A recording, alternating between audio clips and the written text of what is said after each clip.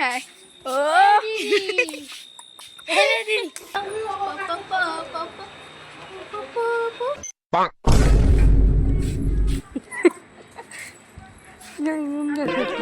ও কি কাটছিস ভাই? তুই না মন লেগেছে তো। আরে দাঁড়া দিদি, এলে দিদি পালাচ্ছিস কোথায়? ও দিদি আয় কটু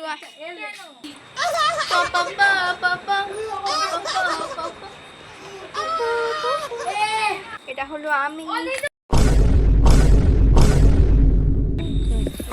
এটা আমার বুনু গাইস, এটা আমার বুনু স্টোরেজ খাচ্ছে। এটা আমার দিদি, তোমরা দেখতেই পাবে। এই যে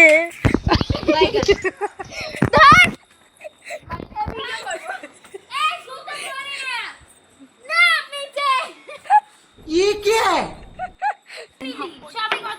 5 সবাই 5 টাকাই নিচ্ছি। 5 টাকা দিয়ে আমাকে আমি রেখে দিচ্ছি পকেটে।